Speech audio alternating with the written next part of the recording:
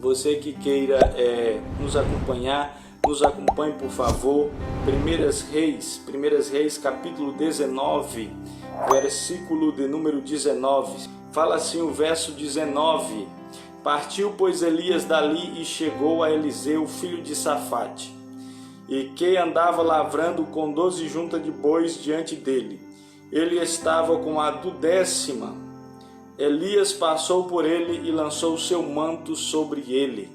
Glória a Deus. Então deixou este os bois, correu após Elias e disse: Deixa-me beijar meu pai e minha mãe, então te seguirei. E Elias respondeu-lhe: Vai e volta, pois já sabes o que fiz contigo.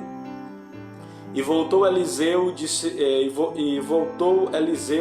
Elias e tomou a junta de boi e os imolou, e com os aparelhos dos boi cozeu a carne e deu o povo e comeram. Então se dispôs a seguir Elias e o servia. No texto que nós lemos fala da vocação de Eliseu. O texto que nós lemos fala quando Elias lança a capa sobre Eliseu. E o que significa isso, pastor? Significa que a partir daquele momento ele recebe a chamada de Deus para o ministério profético. E a chamada que Eliseu recebe quando Elias lança a capa sobre ele não era uma chamada profética qualquer. Era uma chamada profética para ser sucessor de Elias. Quer dizer, era algo grandioso, porque Elias, na Bíblia Sagrada, nós sabemos que Elias é considerado o leão dos profetas. Quer dizer, foi um dos homens mais notórios do seu tempo, foi um dos homens mais usados nas mãos de Deus do seu tempo. Deus então fala a Elias dizendo: Elias, você precisa de um sucessor, você precisa de um sucessor. Nós todos, quando nós entramos nos relatos da Bíblia Sagrada, nós vemos na Bíblia Sagrada que Deus usou Elias de uma maneira muito extraordinária e poderosa. Porque nos dias de Elias, o culto a Jeová, o Senhor de Israel, estava sendo banido, porque o rei Acabe havia se casado com Jezabel, uma princesa sidônia, e ela tinha estabelecido o culto a Baal em Israel. Ela perseguiu e matou os profetas do Senhor e estabeleceu uma idolatria generalizada. E é exatamente no meio dessa crise espiritual que o povo está passando, que o povo está vivendo, que Deus levanta Elias como porta-voz para confrontar com a apostasia, para confrontar com a idolatria e para confrontar com os sacerdotes, os seguidores, servidores do Deus Baal, do Deus cananeu chamado Baal. E a Bíblia Sagrada fala que de início Deus fala a Elias, e Elias decreta 3 anos e meio de seca. Ele diz: conforme minha palavra, nem chuva e nem orvalho do céu vai cair daqui a 3 anos e meio. E a Bíblia Sagrada fala que assim foi. No fim dos 3 anos e meio, a Bíblia diz que Elias agora, no início da seca, Deus conduz Elias ali para o ribeiro de Querite, e ali Deus providencia o sustento dele. Os corvos traziam pão e carne para sustentar o profeta, e ele bebia do ribeiro, quer dizer, a provisão divina. Glória a Deus, glória a Jesus. Aqui nós aprendemos uma lição, que a provisão de Deus, o sustento do Senhor sobre as nossas vidas. Mas a provisão divina, meu amado, ela só pode vir sobre a nossa vida quando nós estamos seguindo as diretrizes do Senhor, quando nós estamos seguindo ao Senhor, não da nossa maneira, mas da maneira do Senhor. Elias estava dentro da vontade soberana de Deus, estava seguindo os protocolos divinos, e por isso agora, quando inicia a seca e a fome, Deus sustenta Elias com pão e carne, ou seja, Deus manda os corvos sustentar, trazer pão e carne para o profeta. Quer dizer, muitas das vezes as pessoas querem receber provisão sobrenatural de Deus, querem receberem ajuda sobrenatural de Deus, e todos podem receber. Não somente Elias recebeu, eu posso receber, você pode receber também provisões sobrenaturais de Deus. Agora, como que isso pode acontecer? Isso só será possível se nós estivermos dentro dos protocolos exigidos pela palavra do Senhor, se nós estivermos dentro da vontade soberana do Pai, então Ele cuidará em nós em toda e qualquer situação. Ele vai prover tudo quanto nós precisamos, meu amado. A Bíblia Sagrada fala que quando seca o ribeiro, Deus então fala para Elias ir a uma cidade chamada Serapta, e ali naquela cidade Deus disse: eu já preparei uma viúva, uma mulher viúva para sustentar você. E a Bíblia Sagrada fala que aquela mulher creu na palavra do homem de Deus, ela creu na palavra do profeta do Senhor, foi lá e preparou um bolo para ele e trouxe. Agora aqui, amado, entra mais um princípio. Pastor, que princípio é esse? Aqui entra-se o princípio da semeadura. Quer dizer, aquela mulher, ela tinha que crer na palavra de Deus que veio a Elias, ela tinha que crer na palavra de Deus que estava sobre a boca do profeta. Se ela não tivesse fé, ela ia dizer: eu não conheço esse profeta, não sei de onde ele é, eu vou pegar o meu pouco de farinha, o meu pouquinho de azeite, vou fazer bolo para ele e eu vou passar fome. Quer dizer, mas ela não duvidou, ela creu na palavra do Senhor. Primeiro eu tenho que fazer para ele. Quer dizer, porque primeiro você tem que plantar para depois você colher. Ele disse: faz um primeiro, traz para mim. Aí vai e faz para tu e para o teu filho. Por quê? Porque assim diz o Senhor. Quer dizer, então, mas primeiro ela tinha que lançar uma semente. Primeiro ela tinha que lançar uma semente para que a provisão de Deus pudesse acontecer. O milagre, a manifestação da provisão pudesse acontecer, meu amado. Querido, aqui nós temos um princípio importante. Pastor, eu quero receber milagre de Deus, eu quero receber provisão de Deus para a minha vida. Meu amado, é necessário que tu use a fé. É necessário que tu coloque tua fé em ação. Mas a fé ela não vai operar quando tu vê o milagre, não. Não, primeiro tu tem que crer, tu tem que agir tua fé, aí depois que o milagre vai se manifestar. E muitas das vezes as pessoas querem o inverso, elas querem ver o milagre primeiro, para elas crer e agir. Não, não é assim que funciona. Primeiro tu tem que manifestar tua fé, aí depois Deus vai manifestar o milagre. Deus vai manifestar a provisão. Então aquela mulher, ela manifestou a fé dela, quer dizer, ela foi lá e fez um bolo primeiro para o profeta, como ele havia falado. E quando ela fez o bolo para o profeta, trouxe aquele bolo para o profeta, aí a Bíblia diz que Deus multiplicou a farinha da panela e o azeite da botija.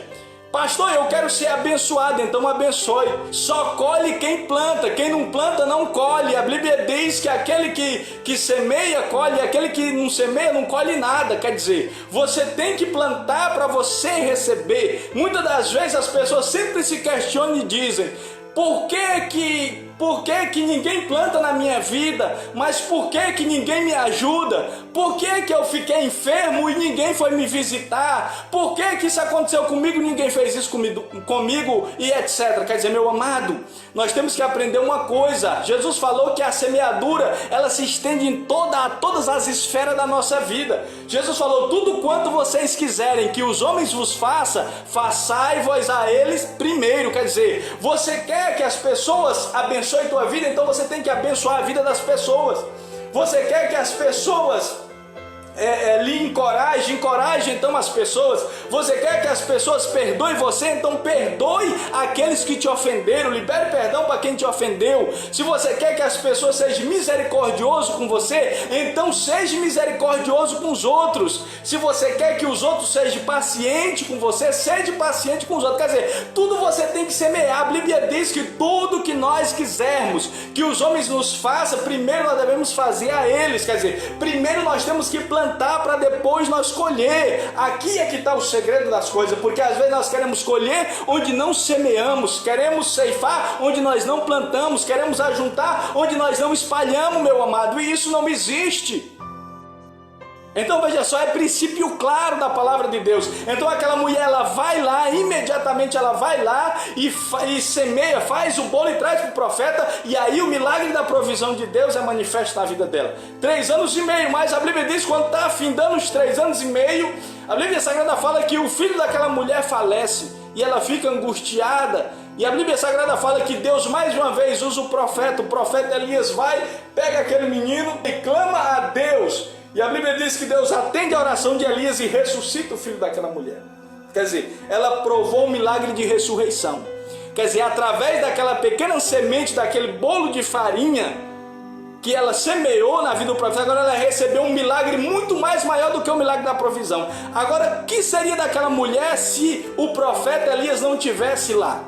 Se ela não tivesse: olha, eu não sei de onde o senhor é, eu não vou dar bolo coisa nenhuma para o senhor, eu não quero conversa com o senhor, que esse papo aí não. Quer dizer, Mas ela não fez isso, ela recebeu o profeta e agora o filho dela morreu. O profeta pega o menino, ora e Deus ressuscita. Quer dizer, quando você semeia, as bênçãos de Deus te alcançam por todas as esferas da tua vida. Mas findando os 3 anos e meio, a Bíblia diz que agora Deus fala: Elias, volta agora a Israel e convoca todo o povo, se mostra a Acabe e diz para ele para juntar, reunir todo o povo no Monte Carmelo, reúne os profetas de Baal também lá, e lá tu faz o desafio. E a Bíblia Sagrada fala que Elias volta a Israel, se apresenta a Acabe e diz: reúne todo o povo e todos os profetas de Baal no Monte Carmelo, porque eu tenho um desafio. E quando o rei Acabe reúne o povo, Elias chega e diz: até quando vocês vão cochear em 2 pensamentos? Se o Senhor é Deus, segue. Se Baal é Deus, segue. Quer dizer, aqui nós temos um princípio, quer dizer, o povo não sabia quem era Deus, quem servia não sabia se servia Baal ou se servia o Senhor. Quer dizer, havia uma indefinição na vida do povo. E muitas das vezes é o que há na nossa vida também, indefinição. Ora nós queremos servir a Deus e ora não queremos servir mais a Deus. Ora nós estamos firmes na fé, outra hora nós não estamos mais firmes na fé. Ora nós somos cristãos, outra hora não sabemos mais o que somos. Quer dizer, meu amado, Deus não quer isso. Deus quer que a gente tenha firmeza na fé, Deus quer que a gente tenha estrutura espiritual, seja resiliente na fé. E a Bíblia Sagrada fala que Elias lança o desafio ali para os profetas de Baal. Ele diz assim: olha, pegue um novilho, coloca sobre o altar, prepara, e não mete fogo não, clama a Baal, e eu vou preparar outro novilho, vou botar sobre o altar, não vou meter fogo, vou clamar o Deus de Israel. E o Deus que responder com fogo, esse será Deus. E a Bíblia diz que os profetas de Baal aceitam o desafio, e Elias diz: podem vocês primeiro, que vocês são mais.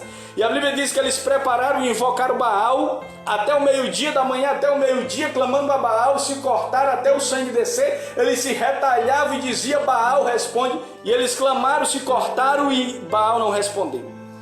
Fim das contas, ofereceram o sacrifício, Baal não respondeu. Elias então monta o altar do Senhor, pega o altar do Senhor e restaura 12 pedras e restaura o altar do Senhor que estava quebrado e coloca sobre o altar a lenha e coloca sobre o sacrifício. Agora aqui nós temos outro princípio, amado. Primeiramente, para recebermos resposta de Deus, é necessário que o nosso altar seja consertado. Porque muitas das vezes o altar da nossa vida espiritual está quebrado, está defasado, está arruinado e caído. E muitas das vezes nós queremos resposta de Deus, muitas das vezes nós queremos resposta às nossas orações, ao nosso clamor, aos nossos votos, só que nos esquecemos que muitas das vezes nosso altar está quebrado. E Deus não pode trazer resposta enquanto o altar não estiver em ordem. Então a primeira coisa que Elias faz é consertar, é restaurar, é levantar o altar do Senhor que estava caído, que estava quebrado. Então como é que está o seu altar? Como é que está o altar da tua vida espiritual?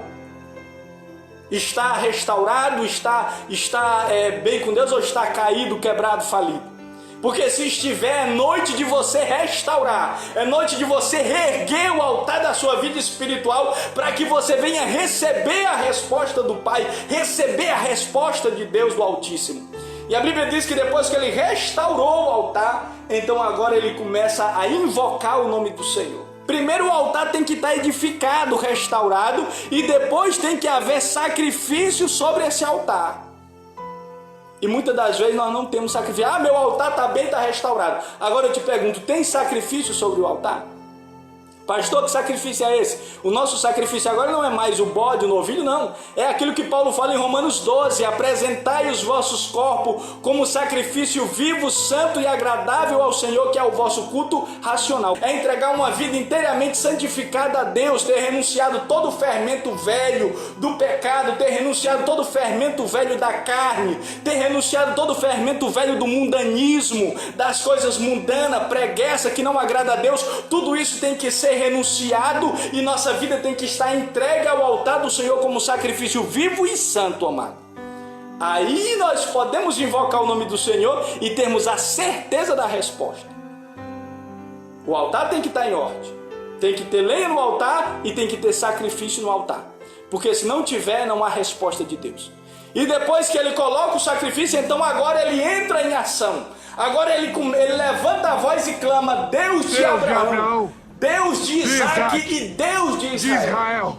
Sobre a e que tua palavra que eu fiz tua palavra todas essas coisas. E eu preciso que o Senhor me responda para que esse povo saiba que só tu és Deus e que não há outro além de ti. Torna trazer o coração desse povo novamente a adoração ao Senhor.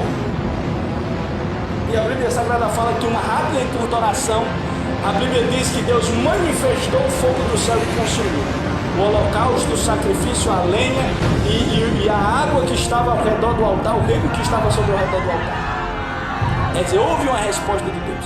Que é isso, pastor? O fogo fala da resposta de Deus, a resposta de Deus que vai quebrar as correntes, as cadeias, que vai quebrar os embaraços e que vai te dar vitória.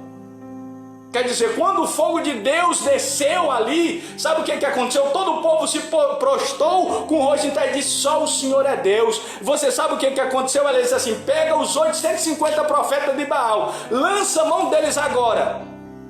Eles vão morrer porque o Deus dele não é verdadeiro. Quer dizer, ali Baal, o culto a Baal foi desbancado, os profetas de Baal foi destruído, o altar de Baal começou a ruir, ser rachado, e as fortalezas do inimigo começou a cair por terra da falsa adoração ao Deus Baal.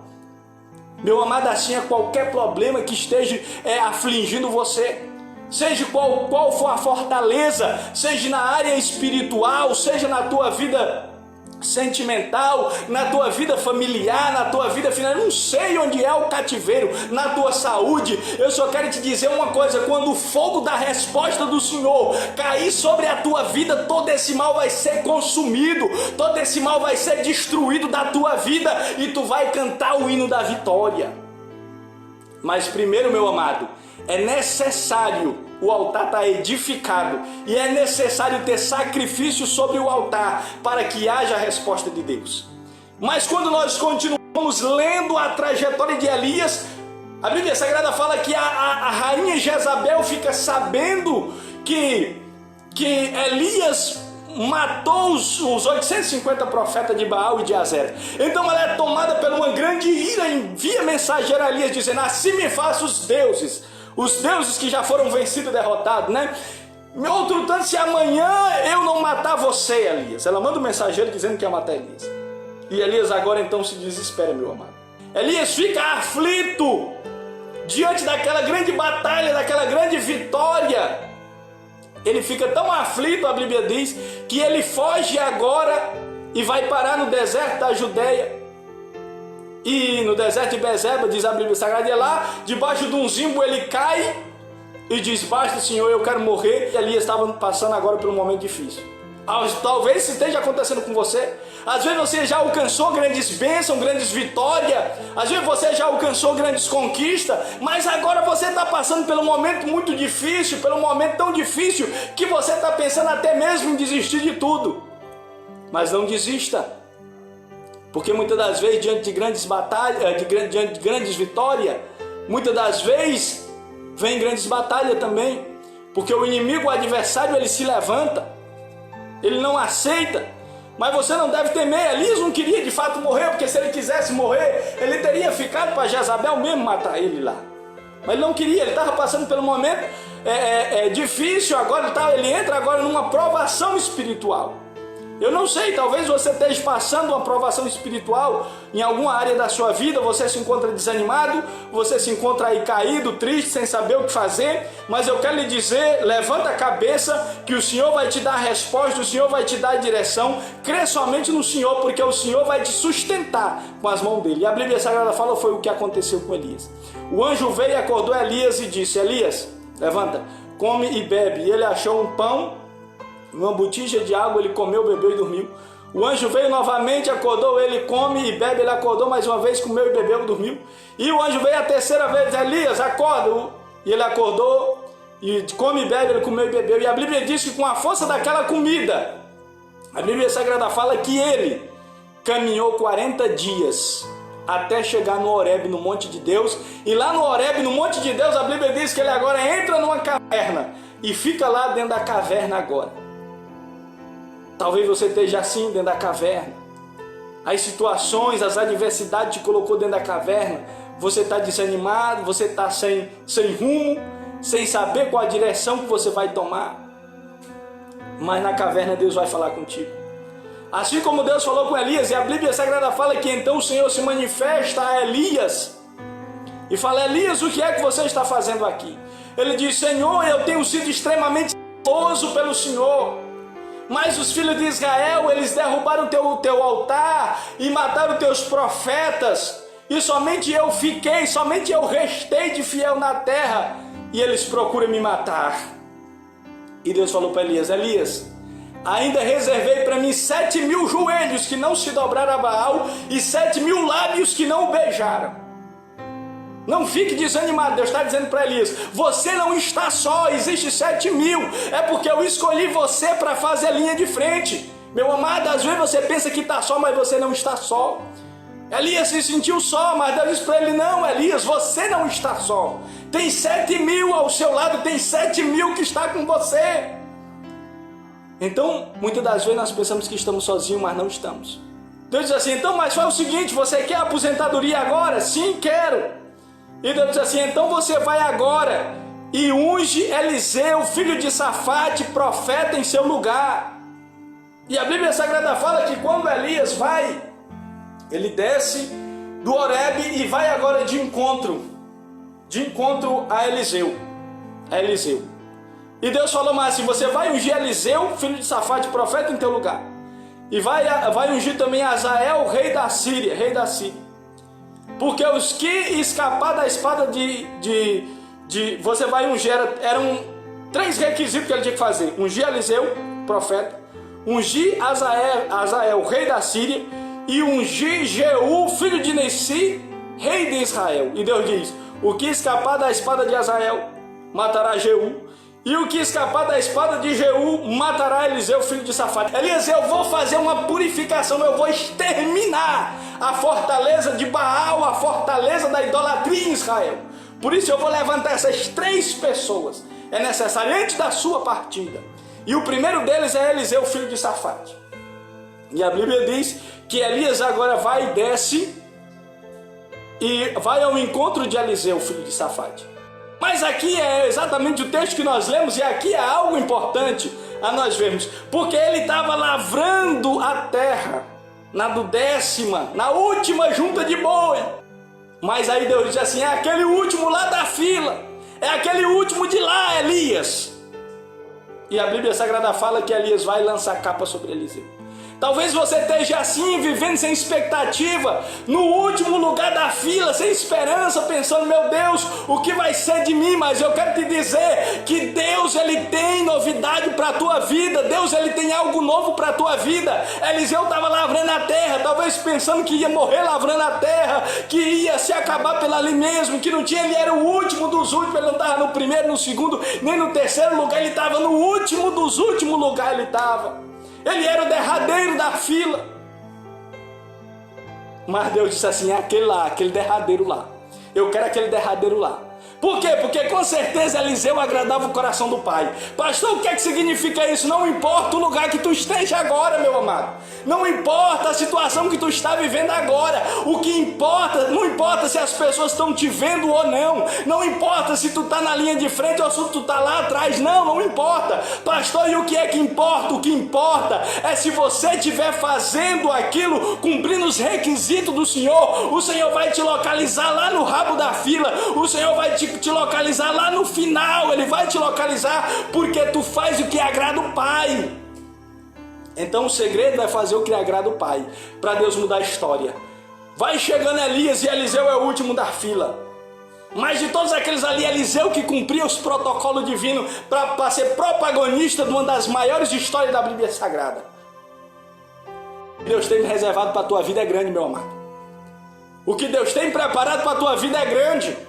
Agora, pastor, o que é que eu faço? Segue os protocolos do Senhor, segue os protocolos divinos que Ele vai te localizar. Pastor, mas aqui ninguém me vê. Pastor, mas aqui ninguém olha para mim. Aqui eu estou no fundo, ninguém olha. Meu amado, não é o homem que tem que te ver. Quem tem que te ver é o Senhor. E o Senhor vai te ver como? O Senhor vai te ver, o Senhor vai te localizar. Quando tu fizer aquilo que o Senhor agrade, Ele bate o martelo ao teu respeito e te arranca do rabo da fila e te coloca no primeiro lugar porque tu honrou Ele. Sabe qual é o nosso problema? É que às vezes nós não sabemos quem de fato tem que ser honrado. Pastor, quem é que tem que ser honrado? É o Senhor. Tu tem que honrar o Senhor. Se tu honrar o Senhor, aí o Senhor vai te honrar. E muitas das vezes, sabe o que é que a gente faz? A gente quer honrar as pessoas, a gente quer honrar isso e aquilo, a gente quer ganhar a simpatia, a gente quer ganhar a amizade das pessoas, e muitas das vezes a gente vai e não dá em nada. Sabe por quê? Porque você não tem que... Não é que você não tem que querer ser mal-querente com as pessoas, não. Você tem que se preocupar só com uma coisa: em agradar o Pai. Em honrar o Pai. Por quê, pastor? Porque quando tu honra o Pai, meu amado, ele chega lá no pé do vidro do camarada e bate a fita para ele. Olha, aquele ali, ele me agrada. Faz o seguinte, vai lá e honra ele agora. Aí o camarada chega e, entendeu? Te abençoa, tu tá no agrado, tu tá no favor daquela pessoa. Por que você está no agrado e no favor daquela pessoa? Porque primeiro tu tem que estar no favor de Deus. Primeiro você tem que estar no agrado do Pai. Quando eu e você estivermos no favor do Pai, no agrado do Pai, Ele vai bater a fita no ouvido das pessoas para elas também estar no nosso agrado. Para ela nos abençoar, para ela ser conosco. A Bíblia diz que quando o nosso caminho é agradável ao Senhor, até os nossos inimigos têm paz com nós. Quer dizer, Deus vai bater a fita e vai dizer para ele: ó, esse daí você tem que respeitar, esse daí anda comigo. Ah, mas eu odeio ele. Mas você vai honrar assim mesmo, odiando ou não odiando, você vai honrar, porque é eu que estou mandando. E quando Jesus bate a fita no pé do ouvido do camarada, meu filho, ele vai: pastor, o que é que eu faço? Busca o favor de Deus. Você tem que buscar o favor divino, o favor do Pai, meu amado. Você tem que estar no agrado do Pai, que as coisas vão dar certo para a tua vida. Enquanto tu não estiver no agrado do Pai, honrando o Pai, as coisas vão ficar amarradas para a sua vida, meu amado. As coisas não vão andar para a tua vida. Porque quem pode desatar é o Pai. Quem pode desatar é o Senhor, essa situação. É o Senhor que pode tirar esses embaraços da sua vida, é o Senhor. Então, enquanto nós não entendemos que primeiro nós temos que honrar Ele, as coisas não mudam na nossa vida. Não muda. Enquanto nós não entendermos que primeiro nós temos que honrar Ele, é Ele que nós temos que honrar. Jesus deixou claro, uma coisa só é necessária. Que coisa é essa, pastor? Honrar o Pai. É honrar, meu amado, honrar o Senhor. Quando tu honra o Senhor, aí a Bíblia diz, sabe o quê? Aos que me honram, honrarei. Mas os que me desprezam serão desprezados. Você tem sido honrado ou você tem sido desprezado? Pastor, eu tenho sido humilhado, tenho sido desprezado, eu tenho estado em situação muito difícil. E o homem é ruim para mim, pastor. Não, mas não é a questão, não é o homem. A questão é que você tem que estar no favor do Senhor, no agrado do Senhor. O homem nunca vai ter agrado. Você tem que estar no agrado de Deus. Que aí Deus vai honrar, Deus vai preparar a cadeira, vai botar para tu sentar. É o que Davi fala no Salmo 123. Prepara uma mesa. A mesa de honra, quem prepara é Deus. Mas eu e você tem que estar no agrado dele. Ele diz, prepara uma mesa na presença dos meus inimigos, unge a minha cabeça com óleo e o meu cálice transborda. Quer dizer, é Deus que prepara a mesa, é Deus que prepara a cadeira, é Deus que prepara o lugar de honra, é Deus, meu amado, não é o homem. Mas para isso nós temos que estar no favor dele, no agrado dele, cumprindo os requisitos dele, amém? Então foi exatamente o que aconteceu. Ele estava no último lugar, Eliseu, e Deus diz assim, localizei aquele lá, é esse daqui. E ele não foi chamado para um ministério profético qualquer. Eliseu operou 14 grandes milagres. Olha a grandiosidade, quer dizer, e ganhou as páginas das Escrituras Sagradas, uma história de excelência, o legado de Eliseu.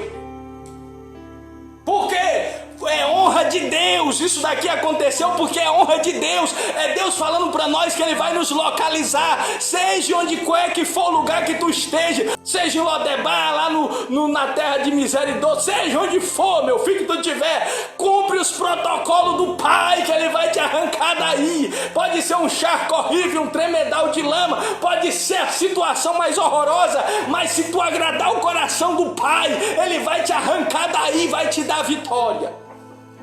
E vai mudar a tua história. Assim como ele mudou a de Eliseu. Chamou Eliseu para viver, protagonizar uma das maiores histórias de poder, milagre de todos os tempos. Mas ele tirou lá do fim, lá da última junta, lá do fundo do baú. Deus foi lá e disse, esse que eu quero. É o que Deus quer fazer conosco. Ele quer exatamente nos tirar desse lugar para nos dar, escrever uma nova história para nós. E é uma história de poder, de virtude com Ele. Amém, meu amado? Que Deus em Cristo abençoe. Eu não quero ser extenso essa noite. Eu quero agradecer você que participou, tem muitos irmãos que participou, né? Glória a Deus conosco.